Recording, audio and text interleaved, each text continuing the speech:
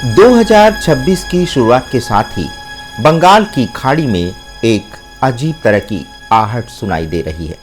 Social media पर अफवाहें बहुत हैं, लेकिन आज हम आपको वो सच बताएंगे जो लिखित में दर्ज है।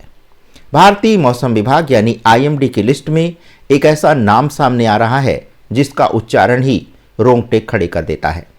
चक्रवात शक्ति, जी हां, साइक्लोन शक्ति। ये नाम कोई कल्पना नहीं है, ये श्रीलंका द्वारा दिया गया आधिकारिक नाम है जो लिस्ट में अपनी बारी का इंतजार कर रहा है। लेकिन सवाल यह है, क्या नाम के अनुरूप ही इसका काम भी विनाशकारी होगा? ज्योतिष के अनुसार 2026 का साल शनि और मंगल के प्रभाव में है, और ऐसे में शक्ति का आना क्या संकेत दे रहा है? नमस्कार, मैं हूं शेखर त्रिपाठी और आज हम चक्रवात शक्ति के बारे में कुछ बड़े रहस्यों का खुलासा करेंगे। तो चलिए डिकोड करते हैं विज्ञान और भविष्यवाणी के इस महासंगम को। सबसे पहले समझते हैं इसके नाम का वजन कितना है। शक्ति का अर्थ है ऊर्जा, पावर, और हिंदू धर्म में ये देवी का स्वरूप है। ज्योतिष शास्त्र की माने तो 2026 का कुल योग 2 + 2 + 6 = 10 और उसका अंक 1 है, यानी कि अंक शास्त्र के अनुसार ये सूर्य का वर्ष है। लेकिन पिछले साल ही शनि का गोचर मीन राशि में हो चुका है।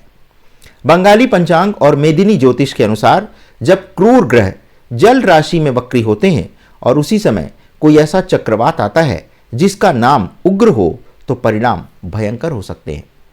प्राचीन संहिताओं में लिखा है, जब समुद्र अपनी शक्ति दिखाएगा तो तटों की सीमाएं बदल जाएंगी। क्या मौसम विभाग द्वारा तय किया गया नाम शक्ति अनजाने में ही किसी प्राचीन भविष्यवाणी की पुष्टि कर रहा है? क्या ये प्रकृति का अपना ही तरीका है हमें चेतावनी देने का? अब बात करते हैं विज्ञान की।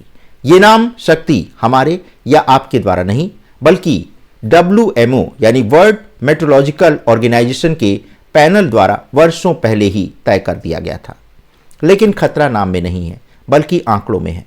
वैज्ञानिकों के अनुसार बंगाल की खाड़ी का तापमान सामान्य से 2 डिग्री ज्यादा चल रहा है। ये अतिरिक्त गर्मी समुद्र को बारूद बना रही है और चक्रवात उस पर माचिस का काम करेगा। IMD का डेटा बताता है कि जो तूफान मई या जून में आते हैं वे अक्सर बहुत तेजी से अपनी दिशा और दशा बदलते हैं। अगर शक्ति चक्रवात बनता है तो गर्म समुद्र उसे अत्यधिक ऊर्जा देगा, जिससे वो एक बड़े साइक्लोन या फिर तूफान में बदल सकता है। यानी ज्योतिष कह रहा है समय भारी है और विज्ञान कह रहा है स्थितियां अनुकूल हैं। ज्योतिष ने इशारा कर दिया है, लेकिन क्या कहता है विज्ञान? हमने पिछले 50 सालों के साइकिल डेटा को डिकोड किया तो एक बेहद चौंकाने वाला पैटर्न सामने आया। अक्सर हम सोचते हैं कि मॉनसून में बारिश होती है तो तूफान भी तभी आएंगे, लेकिन सच ये है कि बंगाल की खाड़ी का सबसे खौफनाक चेहरा मई के महीने में सामने आता है। ज्ञात कीजिए, 2019 का फानी, 2020 का अम्फान या 2024 का रेमल, ये सब मई के महीने में ही आए थे। मौसम वैज्ञानिकों के अनुसार 15 मई से 25 मई 2026 ये वो 10 दिन हैं जो भारत के पूर्वी तट के लिए सबसे भारी तबाही साबित हो सकते हैं। इसका वैज्ञानिक कारण है वर्टिकल विंड शेयर का कम होना और समुद्र का तापमान SST 31 से 32 डिग्री सेल्सियस तक पहुंच जाना। आसान भाषा में कहें तो मई में समुद्र उबल रहा होता है, जो किसी भी छोटे हवा के दबाव को सुपर साइक्लोन में बदलने के लिए काफी है। अब सबसे बड़ा सवाल, अगर 2026 में शक्ति या उसके जैसा कोई तूफान उठा तो वो टकराएगा कहां?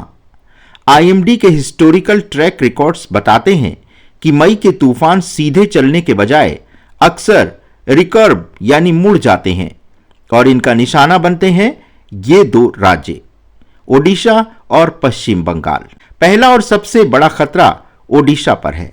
पुरी, जगतसिंहपुर और केंद्रपाड़ा ये जिले साइक्लोन मैग्नेट माने जाते हैं। भूगोल ऐसा है कि हवाएं सीधे यहां खींची चली आती हैं। दूसरा खतरा है सुंदरवन और दीघा का इलाका। यहां खतरा सिर्फ तेज हवा का नहीं, बल्कि स्टॉर्म सर्ज यानी समुद्री ज्वार का है। अगर पूर्णिमा के आसपास ये तूफान आया तो समुद्र का पानी 10 से 15 फीट अंदर तक घुस सकता है। तो हो सकता है 2026 के मई महीने में कोई भी एक ऐसा शक्तिशाली तूफान आ जाए जो तबाही की एक नई दास्तान लिख जाए। लेकिन दोस्तों, इस तूफान का नाम चाहे शक्ति हो या फिर कुछ और, उसकी हवाओं की रफ्तार अगर 200 किलोमीटर प्रति घंटा हुई तो नाम मायने नहीं रखेगा, मायने रखेगा हमारी तैयारी। तो मित्रों, शक्ति विनाश की भी हो सकती है और बचाव की भी। हमें डरना नहीं है, बल्कि अपनी इच्छा शक्ति को जगाना है। 2026 में अगर पूर्वी तट पर सायरन बजता है तो याद रखिएगा, हमारी तैयारी ही हमारा सबसे बड़ा हथियार है। तटीय क्षेत्रों में रहने वाले लोग अपने घरों की मरम्मत करवा लें। आधिकारिक जानकारी के लिए सिर्फ रेडियो और सरकारी ऐप्स का इस्तेमाल करें। प्रकृति अपना काम करेगी, हमें अपना काम करना है। अगर आप चाहते हैं कि जैसे ही इस तूफान का पहला अलर्ट आए हम सबसे पहले आपको बताएं, तो चैनल को सब्सक्राइब करके बेल आइकन दबाना मत भूलिएगा। कमेंट सेक्शन में जय हिंद जय भारत लिखना भी मत भूलिएगा। मिलते हैं ऐसे ही एक चेतावनी और सुरक्षा भरे एपिसोड की जानकारी के साथ बहुत ही जल्दी। तब तक के लिए हमें अनुमति दीजिए। धन्यवाद। नमस्कार।